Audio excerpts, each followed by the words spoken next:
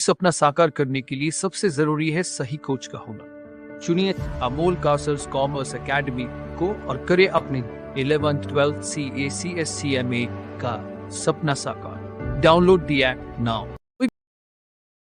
Hello नमस्कार दोस्तों जैसे कि मैंने आपको ऑलरेडी एक मैसेज में कहा कि अब डेली हम आपसे जुड़ेंगे, कुछ इंपॉर्टेंट बातें आपके सामने रखेंगे। जैसे कि बहुत ही इंपॉर्टेंट चीज में लेके जुड़ चुका हूँ, 12th commerce board exam economics का पेपर जो लास्ट ईयर हुआ था 2022 में। और दोस्तों समझते हैं कि क्या पेपर पूछा था, कैसे हमें उसका प्रेजेंटेशन रखना चाहिए, बहुत आपके सवाल रहेंगे। पूरा का पूरा पेपर मैं डिस्कस करूंगा और हो सकता है ये लेक्चर कुछ पार्ट्स में बने, जैसे लेक्चर 1 है वैसे लेक्चर 2 3 जितने भी पार्ट्स बनेंगे, लेकिन हमारे हर एक क्वेश्चन को डिस्कस करने की और एनालिसिस करने की कोशिश करेंगे। पहला क्वेश्चन ऑब्जेक्टिव, और मुझे लगता है जैसे ही पेपर तुम्हारे हाथ में आए ना, हमारे लिए दो क्वेश्चन तो ज्यादा इंपॉर्टेंट हो जाते हैं। एक क्वेश्चन नंबर 1 क्योंकि हमें 20 मार्क्स दिलाता है, और एक क्वेश्चन नंबर 6 जो हमारा 16 मार्क्स का होता है। टोटल 36 मार्क्स, मतलब करीब करीब 50% पकड़ लो, और एक 4 मार्क्स का क्वेश्चन ऐड कर दिया तो 80 में से अगर इतने मार्क्स हमें आ रहे तो कोई टेंशन नहीं दोस्तों। 2022 में क्या हुआ था, कैसे पेपर था, देखते हैं। और मैं हमेशा ये कहता हूं कि 2022 इस बोर्ड एग्जाम में जो लास्ट क्वेश्चन था दोस्तों, वहां थोड़ा घुमा दिया था उन लोगों ने। और मैं कहता हूं कि लास्ट क्वेश्चन डिफिकल्ट था, वैसे तो ओवरऑल पेपर बहुत ज्यादा इजी था, बट लास्ट क्वेश्चन क्या था देखो, ये 3 क्वेश्चन आए थे। हमेशा law of demand, law of supply ये आता ही आता है, नहीं तो प्राइस इलास्टिसिटी ऑफ डिमांड। ये क्वेश्चन बहुत ज्यादा एक्सपेक्टेड क्वेश्चन माने जाते हैं चैप्टर नंबर 3 ए डिमांड और 3 बी में से। लेकिन दोस्तों हुआ क्या, इस बार उन्होंने क्या पूछा देखिए, explain the concept of variation and what change in demand with the help of diagram. 8 marks के लिए ये वाला क्वेश्चन 8 मार्क्स का चैप्टर नंबर 3 ए से ही था, जो मैं कहता हूं कि आएगा जरूर। और लास्ट कंसेप्ट ही बहुत इजी, अगर आप एक बार देखो ना, बहुत ज्यादा डिफिकल्ट नहीं है, और मैं डिस्कस भी करूंगा इसी पेपर के दौरान। ये कंसेप्ट मैं बताऊंगा लेक्चर 1 2 3 जो भी हो। ये पहला लेक्चर तो मैं रिकॉर्ड कर रहा हूँ, आई होप आप अपने पूरे कॉन्फिडेंस के साथ होशो आवाज में इस लेक्चर को सुन रहे होगे और एंड तक सुनोगे, तो आपको समझेगा क्या है। जो सेकंड क्वेश्चन है देखते हैं कि व्हाट ऑब्वियस आपको पता ही रहेगा। क्वेश्चन 6 16 मार्क्स का क्वेश्चन है, कोई भी दो क्वेश्चंस के आंसर आपको लिखने हैं। दूसरा क्वेश्चन था explain the meaning of index numbers, explain the various steps involve in what construction of index number. तो सर और मैडम ये भी अनएक्सपेक्टेड क्वेश्चन था, क्योंकि यूजुअली चैप्टर 7 चैप्टर 8 9 में से तो पूछा जाता है, लेकिन ये इंडेक्स नंबर पूछा और कंस्ट्रक्शन वाला क्वेश्चन पूछा, जो अगेन एक्सपेक्टेड नहीं था कि आएगा। मैं इसलिए कहता हूं कि आप लोगों को मैं जब कह रहा हूं कि चैप्टर 3 ए 3 बी अच्छे से करो दोस्तों, तो थोड़ा टाइम दो और सभी अच्छे से कर लो, क्योंकि एक क्वेश्चन 8 मार्क्स का तो बन जाएगा। और ऐसा नहीं होगा कि मैं जो चैप्टर कह रहा हूं उसके बाहर कुछ आएगा। ये देखिए, explain the various source of public finance, ये मैंने क्वेश्चन इंपॉर्टेंट में दिया था कि इस चैप्टर में से आ सकता है, और ये बहुत ही सिंपल क्वेश्चन था। हमें क्या लेना देना है सर, कोई एक क्वेश्चन बहुत ज्यादा डिफिकल्ट आ गया, हमारा तो एक पर्पस है कि दो क्वेश्चन हमको सॉल्व करते आने चाहिए। और मैंने कहा ना कि 8 मार्क्स का क्वेश्चन चैप्टर नंबर 3 ए 3 बी, ये माइक्रो इकोनॉमिक्स वाले चैप्टर, और उसके बाद chapter number 7 national income, 8 number वाला चैप्टर जिस जो अभी ऑलरेडी ये क्वेश्चन आया हुआ है, पब्लिक फाइनेंस, और 9 नंबर का चैप्टर मनी मार्केट और कैपिटल मार्केट। इसमें से यूजुअली आपको दो क्वेश्चन तो मिल ही जाएंगे। तीसरा क्वेश्चन देखो सर कहीं से भी आ सकता है, बट दो क्वेश्चन गारंटीड मिलेंगे, ये गारंटी है। जिन्होंने ऑलरेडी कोर्स बाय किए हैं, एग्जाम ओरिएंटेड या क्रैश बैच या रेगुलर बैच, उनको तो पता है कि आप अभी भी ऐप में जाके देखो, ये चैप्टर पूरे देख लो, खत्म। बाकी आपने कहीं ना कहीं से तो पढ़ा ही होगा ऑन द स्टूडेंट। तो एनालिसिस की बात ये थी सर, मैं एमसीक्यूज डिस्कस करने वाला हूँ, बट ये क्वेश्चन अगर आ गया ना 16 मार्क्स, फिर बात हो जाती है सर ऑब्जेक्टिव की। वो कर लेंगे, टेबल बेस्ड क्वेश्चन क्या है सब मैं डिस्कस करूंगा, धीरे धीरे हर एक क्वेश्चन पे जाऊंगा। आज के इस लेक्चर को मैं ट्राई करूंगा कि जितना सिंपल, जितना कम से कम चीजों में ज्यादा से ज्यादा मैं बता पाऊँ तो अच्छी बात रहेगी। पहले देख लेते बोर्ड एग्जाम के कुछ इंस्ट्रक्शन जो यूजुअली बच्चे नहीं पढ़ते। पहले तो 3 घंटे का पेपर है सर, तो कोई डरने की बात है नहीं। इंस्ट्रक्शन में क्या बातें याद रखोगे, ऑल क्वेश्चंस आर कंपलसरी, ठीक है। ड्रॉ नीट टेबल, ये सबसे इंपॉर्टेंट है, एंड डायग्राम व्हेनेवर नेसेसरी, जैसे लॉ ऑफ डिमांड में निकालना पड़ता है, लास्ट क्वेश्चन में बोला कि डायग्राम निकालिए, सब समझा दूंगा मैं। Figures to the right indicate full marks, तो ये वाले मार्क्स है सर, कुछ नहीं, ये बात तो इतनी। और right answer to all the main question on new page, हाँ सर ये इंपॉर्टेंट चीज है, मैं बता दूंगा आपको पेपर डिस्कस करते वक्त, न्यू पेज पे कैसे नया क्वेश्चन शुरू करना है। चलो ध्यान दो, पहले तो आंसर देने की कोशिश करना। बोर्ड एग्जाम 2022 का क्वेश्चन 1 ए मतलब क्वेश्चन 1 20 मार्क्स का हम पूरा ही सॉल्व कर रहे हैं। 1A कितने मार्क्स के लिए? 5 मार्क्स के लिए। पहला, कंप्लीट द कोरिलेशन। दोस्तों कैसे लिखना है ये भी मैं आपको बताऊंगा, ये आंसर शीट टेलीग्राम पे मैं शेयर कर दूंगा। आप लोगों को अपना प्रेजेंटेशन ऐसे ही लिखना है। आपने यहाँ पे लिखा क्वेश्चन 1 तो भी चलेगा। ध्यान से देखिए, बहुत आराम से बात कर रहा हूं मैं, कोई घाई नहीं सर। आप अपने हिसाब से बैठ के घर पे समझिए इस चीजों को। क्वेश्चन 1 यहाँ पे लिखा, हो सकता है मैं क्वेश्चन 1 यहाँ पे सेंटर में लिखूं तो भी चलेगा, कोई दिक्कत नहीं है। क्वेश्चन 1A पूरा लिखो। मैक्रो इकोनॉमिक्स सर क्या था, यहाँ पे आप ध्यान से अगर समझने की कोशिश करोगे तो macro economics blank, macro economics blank, micro economics क्या दिया है? Price theory. तो क्या होगा, अगर माइक्रो इकोनॉमिक्स प्राइस थियरी है तो मैक्रो इकोनॉमिक्स क्या पार्ट है sir? It is income theory. बस इतना लिखना था आपको, एक में से एक मार्क्स मिल गया। मैक्रो इकोनॉमिक्स कौन सा थियरी सर? Income theory. ये रहा आपका आंसर। ये मैं आपके टेलीग्राम चैनल पे आपको और एप्लीकेशन पे दे देता हूँ, देख लीजिए, पूरा का पूरा आंसर शीट रहेगा। समझिए चीजों को। ओके, दूसरी बात सर और मैडम, ध्यान से समझिए। दूसरा क्वेश्चन, डायरेक्ट डिमांड, ठीक है, डायरेक्ट डिमांड है फूड एंड मोबाइल्स की, और डैश डैश दिया, बोला लैंड एंड लेबर। तो क्या रहेगा सर? डायरेक्ट डिमांड का अपोजिट क्या है? यहाँ पे दोनों आंसर लिखते तो भी चलेंगे। कुछ बच्चे लिख सकते हैं इनडायरेक्ट डिमांड, कुछ बच्चे लिख सकते हैं डिराइव्ड डिमांड। दोनों ही आंसर चलेंगे करके, क्योंकि टेक्स्ट बुक में डिराइव्ड डिमांड करके भी दिया हुआ है। तो डिराइव्ड और क्या, इनडायरेक्ट, दोनों ही आंसर बन सकते थे। देख लीजिए, आप इधर लिख दो कौन सा सर, इनडायरेक्ट डिमांड और डिराइव्ड डिमांड, आपको मार्क्स मिलते जरूर। ओके सर, तो ये भी सिंपल सा सवाल था। अब आगे जाते हैं। परफेक्टली इलास्टिक क्या डिमांड, इसका आंसर क्या है सर? मेरे अगर ब्रह्मास्त्र लेक्चर देखे होगे तो भी आपको ध्यान में आ जाएगा, आ गया होगा। परफेक्टली इलास्टिक का आंसर होता है इंफिनिटी। तो ईडी इज इक्वल टू 1 किसका रहेगा आंसर? तो हमको पता था परफेक्टली इलास्टिक का इंफिनिटी है, परफेक्टली इनइलास्टिक का आंसर 0 है, रिलेटिवली इलास्टिक ग्रेटर देन 1 है, रिलेटिवली इनइलास्टिक लेस देन 1 है, और यूनिटरी, इसका आंसर क्या था सर? 1। और ये रहा आपका आंसर दोस्तों। ध्यान से देखिए क्या है, यूनिटरी इलास्टिक क्या डिमांड। 1 मार्क्स हो गया। मैं कह रहा हूं कि टेक्स्ट बुक के नीचे के करोगे और आप अगर चैप्टर पढ़ रहे हो ना कंसेप्चुअल, तो आपको ये ऑब्जेक्टिव आराम से आते हैं। कोई जरूरत नहीं कि सर मेरे आगे वाले बच्चे पे डिपेंड रहो या पीछे वाले पे, कोई दिक्कत नहीं, आप ही सबके हेल्प करोगे। पहले समझ लो, पेपर का पैटर्न समझो, चीजें समझो, कितनी ईजी है, बहुत ज्यादा डिफिकल्ट नहीं पूछ रहे वो। ओके, चौथा क्वेश्चन, मतलब ना 4th मार्क्स आपका आ जाएगा। आउटपुट मेथड, ये नेशनल इनकम से आया हुआ है। प्रोडक्ट मेथड, उसके बाद उन्होंने दिया है आउटपुट मेथड, प्रोडक्ट मेथड, उसके बाद एक डैश और फैक्टर कॉस्ट मेथड। तो बताइए सर कौन सा एक मेथड रह गया? आपको पता है आउटपुट मेथड, प्रोडक्ट मेथड कहते हैं, तो इसको फैक्टर कॉस्ट मेथड नाम से जाना जाता है। ये मैंने पढ़ाते वक्त बहुत अच्छे से इस चीज को लिया था। अभी भी लेक्चर जिन्होंने ब्रह्म एग्जाम ओरिएंटेड बैच या कोई भी बैच, अब आप देखिए जो बैच कोड दिया है, क्या है सर? ये चीज मैंने बताई थी। आंसर क्या है सर इसका? Income method. देख लीजिए आप एक, yes sir, output method product method है करके, और आपको पूछा dash dash factor cost method किसे कहा जाता है? इनकम मेथड को। बस इतना सा, मतलब टेक्स्ट बुक आपने पढ़ी होती तो 1 मार्क्स आपकी जेब में रहता। आपको लग रहा होगा शायद डिफिकल्ट, बट मुझे नहीं लगता। आप ये पेपर देखिए, और पूरा पेपर मेरे साथ जितने भी लेक्चर बनेंगे सब लेक्चर देखिए।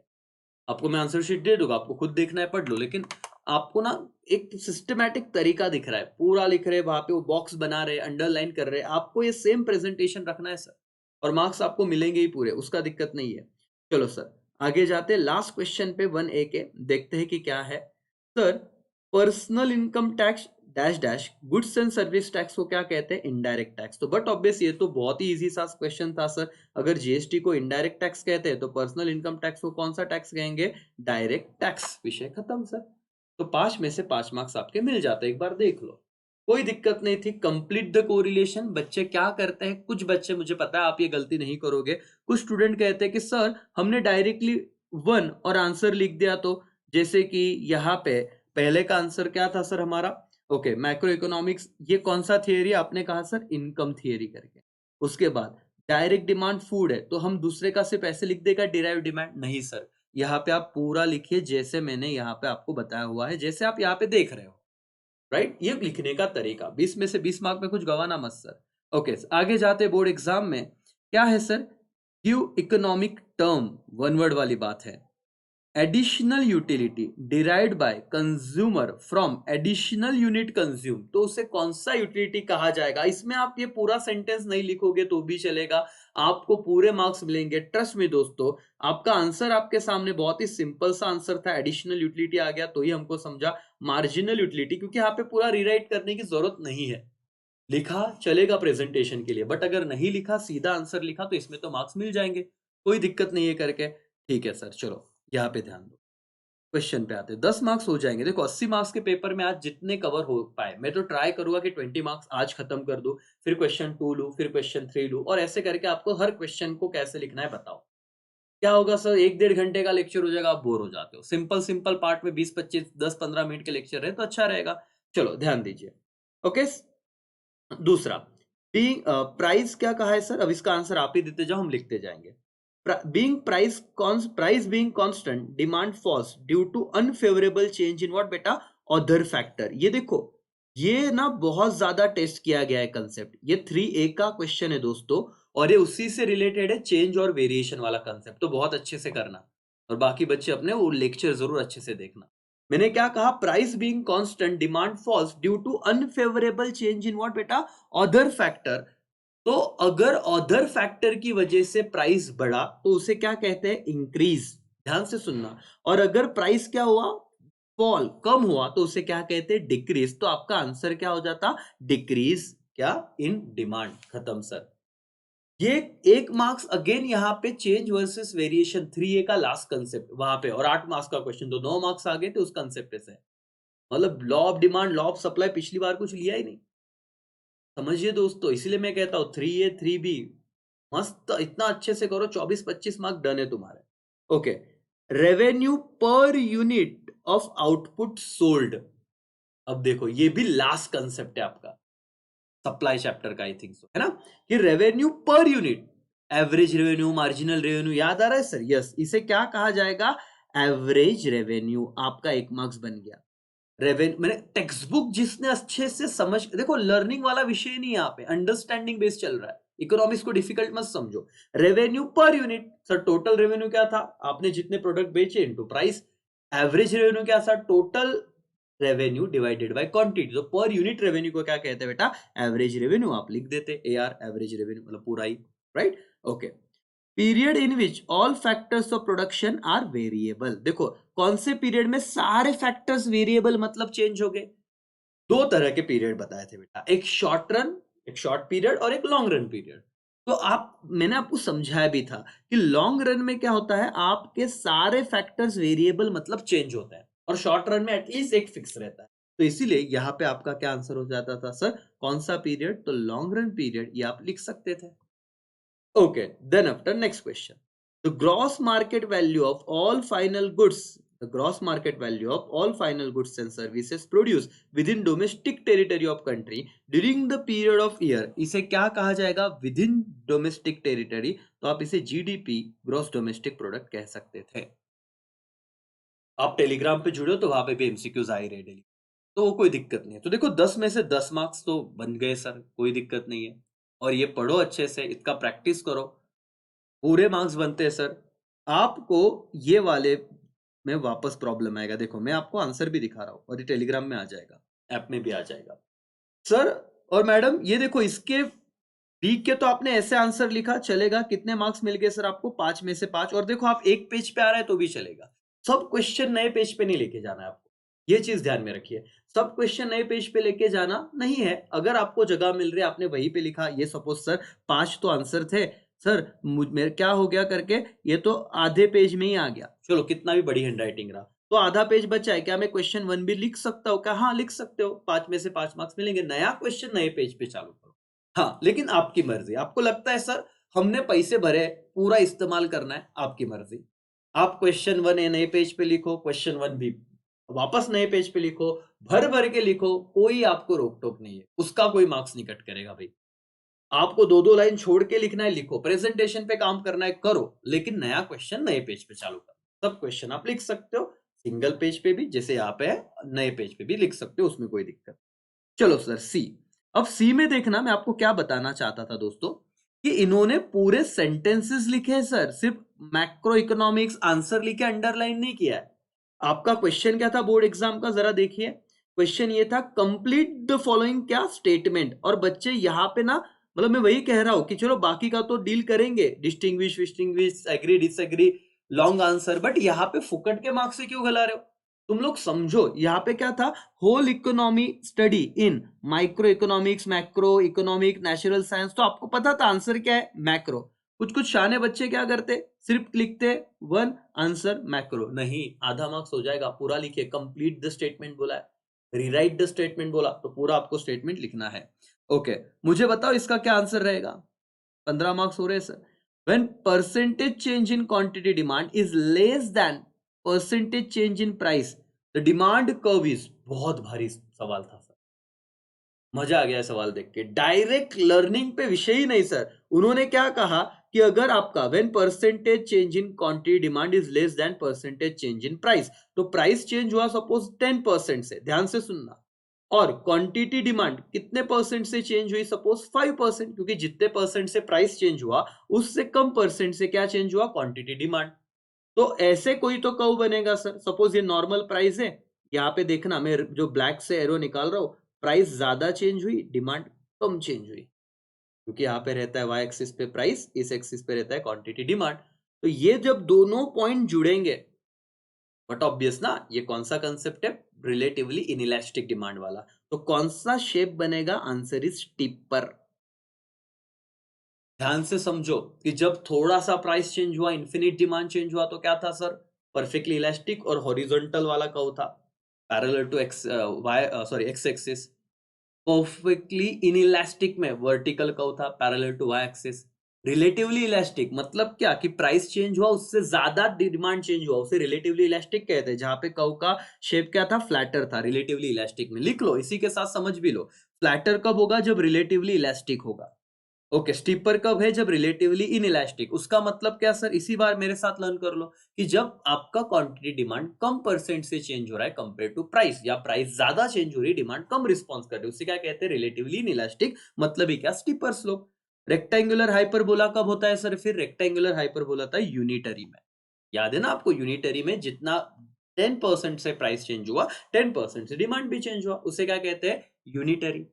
देखो दोस्तों, मैं इतना डिस्कस आराम से कर रहा हूँ, फिर भी 17 मिनट, मतलब 20 मिनट 25 मिनट में हो जाएगा। ऑब्जेक्टिव तो तुम 15 मिनट में कर सकते हो, टाइम पूरेगा, टेंशन मत लो, सिर्फ समझो। तो सर ये किस में था, यूनिटरी में, और हॉरिजॉन्टल क्या था, परफेक्टली इनइलास्टिक में। हॉरिजॉन्टल, ठीक है, तो इसका आंसर क्या था फिलहाल बताइए, स्टिपर करके। समझा बेटा एवरीबॉडी, यस और नो, यस सर करके, चलो कोई दिक्कत नहीं। ओके, और मैंने कंसेप्ट भी बता दिया। The cost incurred by firm to promote sale, sale promote करने के लिए जो कॉस्ट इंकर किया जाता है उसे, बट ऑब्वियस तुक्का ही मार ले तो भी सही आता, क्या कहते हैं, selling cost. Budget that consist of revenue receipt and what, revenue expenditure. Sir इसमें भी एकदम सिंपल सी बात है, आप तुक्का मारो, आपका आंसर 100% बराबर आता, रेवेन्यू बजट, क्योंकि रेवेन्यू रिसिप्ट, रेवेन्यू एक्सपेंडिचर तो आ ही गया था। Purchase of goods and service from one country and selling it to another country. हाँ देखो बेटा, क्या था कि purchase goods and services from one country, suppose ये इंडिया है, अखंड भारत, इन्होंने एक कंट्री से परचेस किया एंड क्या किया, अनदर कंट्री को सेल कर दिया। इसे क्या कहते हैं, जरा ध्यान से बताना एवरीबॉडी, प्लीज पे अटेंशन। इसे कहते हैं सर क्या, इंट्रेपोर्ट ट्रेड। याद रखना, बच्चे क्या करते हैं, इतना ध्यान देखो, ये तुमको कह रहा हूं ना कि ये पेपर क्यों देखो, ताकि तुमको अंदाजा आए कि सर अभी ना हमको थोड़ा शांति से समझ के पढ़ना है, सिर्फ रट के बिना अंडरस्टैंडिंग के पढ़ के क्या ही होगा। इसीलिए मैं आपको सिर्फ ये नहीं बता रहा हूं, मैंने लास्ट ईयर बताया था पेपर प्रेजेंट कैसे करते हैं, वो वीडियो आज भी रिलेवेंट है। मैं कह रहा हूँ ब्रह्मास्त्र में जाके देखो, सब मिल जाएगा, इसके डिस्क्रिप्शन में देखो, सब मिल जाएगा, बट अभी इस पे ध्यान दो कि पढ़ाई का जरिए, पॉइंट ऑफ व्यू क्या होना चाहिए। डरो मत, समझो सर, व्हाट इज इंटरपोर्ट, अच्छा व्हाट इज इंपोर्ट, जब दूसरे कंट्री से गुड्स आप खरीदते हो उसे क्या कहते हैं, इंपोर्ट। व्हाट इज एक्सपोर्ट, आप सिर्फ दूसरे कंट्री को बेच रहे हो उसे कहते हैं एक्सपोर्ट। व्हाट इज इंटरपोर्ट, एक कंट्री से खरीदते हो, उस पर प्रोसेसिंग करके दूसरे कंट्री में बेचते हो, तो यहाँ पे स्टेटमेंट क्या आया, purchase goods and services from one country and selling them, them मतलब उन्हीं गुड्स को बेच दिया अनदर कंट्री, तो उसे क्या कहेंगे, इंटरपोर्ट ट्रेड। तो आपका आंसर क्या हो जाएगा सर, इंटरपोर्ट ट्रेड करके। यस, ये समझाते वक्त मैंने अंडरलाइन किया, ये देखो, बाकी ये कोई भी आंसर रहेगा नहीं करके, समझ रहे बेटा, यस। चलो। 15 मार्क्स डन हो गए। और लास्ट क्वेश्चन, इसके बाद अपन लेक्चर को पॉज करेंगे और 60 में से 20 मार्क लास्ट ईयर का पेपर डिस्कस हो जाएगा बहुत आराम से। और मैंने आपको बहुत सारी कंसेप्ट इसमें वापस बता भी दी और आई होप समझा होगा। लेक्चर बड़ा होगा लेकिन टेंशन मत लो। इसमें आपको दिक्कत आती है सर असर्शन एंड रीजनिंग में क्या लिखना है, उसको कैसे लिखे सर, पूरा लिखना है क्या? बेटा ये देखो, आपको अगर आपने ऐसे लिखा तो भी चलेगा, मतलब ये देखिए, और मेरे हिसाब से ऐसे ही लिखिए। आप बहुत बच्चे बोलते हैं सर हम क्या करते हैं ना, सिर्फ वो सी बी ऐसे लिख के आते हैं, नहीं, आपको पूरा लिखना है। जैसे कि देखो, both statement A and R true and R is the correct explanation of A. मतलब क्या सर, कैसे लिखना है मैं बताता हूं, एक बार ध्यान दीजिए, अटेंशन। क्या था क्वेश्चन वन, और मैं बता रहा हूं, समझा रहा हूं, ध्यान से समझ लीजिए। Assertion, marginal utility MU goes on diminishing. क्या है, ट्रू लगता है आपको कि एमयू हमेशा डिक्लाइन होता है? आंसर इज यस सर, वो हमेशा डिक्लाइन होता है। तो ये असर्शन क्या हो गया, ट्रू। रीजन क्या है, total utility increase at diminishing rate. Yes sir, T U बढ़ता है कौन से रेट से, डिमिनिशिंग से, तो ये भी ट्रू है। तो इसीलिए उन्होंने बताए चार ऑप्शन कि बताइए क्या है। उनका पहला ऑप्शन था कि assertion A is true but R is reasoning is false. नहीं सर, ये आंसर नहीं है, दोनों ही ट्रू है। ए इज फॉल्स, ये भी नहीं है। Both statement A and R true and R is the correct explanation. Yes, ये आंसर है, लेकिन देखो वैसे ही आगे भी आएगा, both the statement A and R true but R is not correct explanation. बच्चा ना इधर इतना कंफ्यूज हो जाता है, सर क्या करे? बेटा कुछ नहीं, टीयू एमयू का रिलेशन तुमको पता था कि टीयू इंक्रीज होते जाता है डिमिनिशिंग रेट से, दैट्स वाई। और जितना डिमिनिशिंग रेट से बढ़ रहा है, यही तो रीजन है कि एमयू क्या होते जा रहा है, कम कम होते जा रहा है। इसीलिए दोनों स्टेटमेंट करेक्ट है और रीजनिंग भी करेक्ट है। अब थोड़ा प्रैक्टिस कर लेना, बाकी टेलीग्राम अपने एकेसी ऐप पे नोट्स तो है ही, वहां से प्रैक्टिस कर लेना इन क्वेश्चन की। ओके, दूसरा दूसरा क्वेश्चन क्या है, समझने की कोशिश करो। Assertion, with rising price supply of commodity falls. अब मुझे बताना तो कि प्राइस अगर बढ़ेगी तो सप्लाई, अभी ढोक लो, ऐसे मत बोलना कि हाँ बराबर है sir, when price fall falls. लेकिन क्या फॉल्स, डिमांड फॉल्स ना। यहाँ पे आंसर, यहाँ पे क्वेश्चन क्या पूछ रहे हो कि जब प्राइस बढ़ेगा तो क्या सप्लाई बढ़ेगा कि कम होगा? आप बोलोगे सर इनवर्स रिलेशनशिप किसमें था, प्राइस और डिमांड में। समझो, मेरी भावनाओं को समझ रहे हो क्या? टेंशन मत लो, लास्ट 3 क्वेश्चन में खत्म कर दूंगा। और मेरा थोड़ी ना पेपर है, पेपर तो आपका है। जो जितना एंड तक देखोगे फायदा आपका होगा। तो आप देखिए सर कि असर्शन में ध्यान से कि सप्लाई और प्राइस का डायरेक्ट रिलेशनशिप है, तो प्राइस बढ़ेगा तो सप्लाई बढ़ना चाहिए, फॉल्स नहीं। तो ये क्या हो गया सर, ये तो फॉल्स हो गया असर्शन कंप्लीटली, वो मुझे ढूंढना है अभी। और क्या, सेलर में seller earn more profit at higher output. हाँ, ये बराबर है कि सेलर तो ज्यादा प्रॉफिट अर्न करेगा जब डेफिनेटली क्या रहेगा, प्राइस ज्यादा रहेगी। तो रीजनिंग ट्रू है बट असर्शन क्या है, फॉल्स। ढूंढो सर क्या है। पहला असर्शन ट्रू, बात ही नहीं आती। ट्रू फॉल्स है क्योंकि when price rise supply also rise, false नहीं होता। Assertion false but R is true. देखते ये वाला है क्या, पढ़ लेते सब। वो statement A and R true, खत्म। वो स्टेटमेंट, तो ये तो आएगा ही नहीं क्योंकि एक तो फॉल्स है, हमको पता है सर। तो इसका आंसर क्या हो गया पता है, बी। आपका आंसर हो गया बी कि असर्शन फॉल्स है बट रीजनिंग तो ट्रू है सर, कि जितना प्राइस बढ़ेगा उतना सेलर को क्या रहेगा, फायदा। तो आंसर हो गया बी। सिंपल सी बात। कॉन्फिडेंस आ रहा है बेटा, बोलो यस और नो। यस, आपके साथ दोस्तों, आपके दोस्तों के साथ शेयर करना नहीं करना ये आपका चॉइस, बट आप तो अच्छे से समझो करके। वो लास्ट तक देखे नहीं देखे उनका चॉइस, तुम देखो, फायदा अपना होगा। 20 दिन में बहुत अच्छे से सब खत्म कर सकते हैं सर। चलो तीसरा, आप ट्राई करो दिमाग लगाना। असर्शन क्या है, अब समझ तो रहे हो। Index number consider all factors, नहीं नहीं नहीं नहीं, गलत है। Index number is based on samples, हाँ ये ट्रू है। तो अगेन क्या हो गया सर कि असर्शन तो फॉल्स है। अब इसके लिए आपको इंडेक्स नंबर एक बार देखना पड़ेगा। रटना ये छोड़ दो, समझ के लेक्चर्स भी देख रहे हो ना सर मेरे, समझ गया ना आप, अपने आप इसको है ना परफेक्ट आंसर दे दोगे। और यस, रीजनिंग क्या है, ट्रू। तो आप देखो, assertion is false but reasoning is true, तो आपका आंसर बी हो जाएगा। बाकी वही है ऊपर की तरह, कोई दिक्कत ही नहीं है। चलो थर्ड वन, फोर्थ वन आप पढ़ो। तो असर्शन क्या है एवरीवन, चलो फटाफट फटाफट फटाफट। Money market economise use of cash, बराबर। रीजनिंग क्या है, money market does not deal with financial instrument that are close substitute, false. भाई ऐसे थोड़ी ना क्लोज सब्स्टिट्यूट तो होते करके। तो असर्शन क्या है, ट्रू।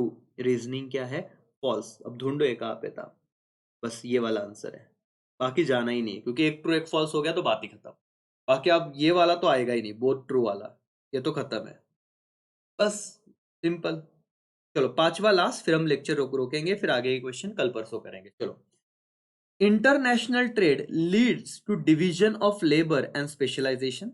ना बाबा ना, इतना मन को पट नहीं रहा है, ठीक है। India's national trade is not increasing, हाँ ये सही है सर। मतलब ये देखो, इस तरह के क्वेश्चन में आपको कंफ्यूजन हो सकता है, बट इसके लिए डिटेल में टेक्स्ट बुक पढ़ना जरूरी है। अगर आप पढ़ोगे तो आपके ध्यान में आएगा सर। सिंपल सी बात है कि international trade leads to division of labour and specialisation, ये क्या कहीं पे लिखा हुआ है क्या सर कि ऐसे होगा करके? बताओ तो।